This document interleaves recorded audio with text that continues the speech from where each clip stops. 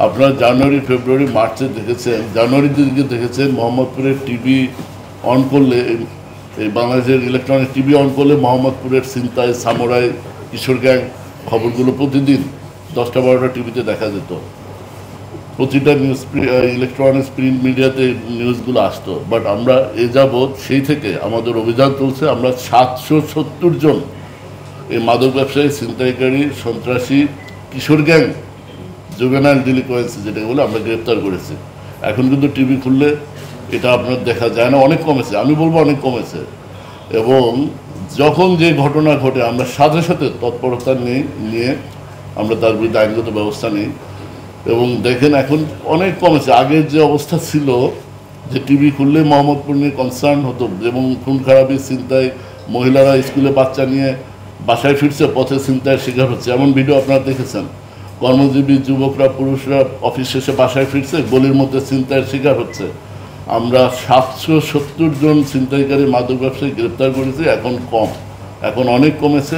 আমরা চেষ্টা অব্যাহত রেখেছি, ইনশাল্লাহ আশা করছি এই শান্তির মোহাম্মদপুর আবার ফিরে আসবে।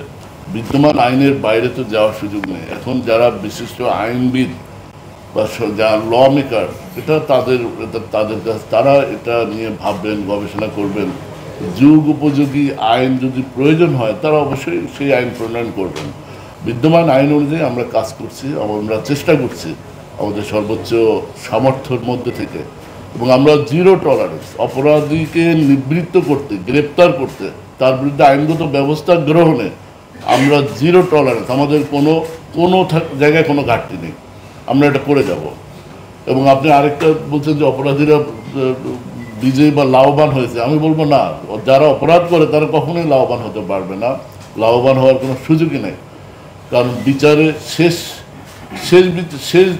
একটা তাকে তো সাজা নিতেই হবে, তাকে তো আইনের আওতায় আসতেই হবে।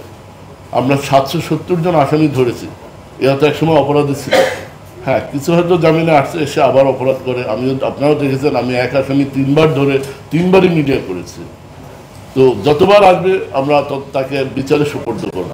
স্থায়ী সমাধান বলতে আসলে আমরা অপরাধ যে করবে, আমরা তাৎক্ষণিকভাবে আমাদের যে আইনি প্রক্রিয়া সেটা অনুযায়ী আমরা আইনগত ব্যবস্থা নিয়ে বিজ্ঞ আদালতের বিচারের জন্য সুপর্দ করি।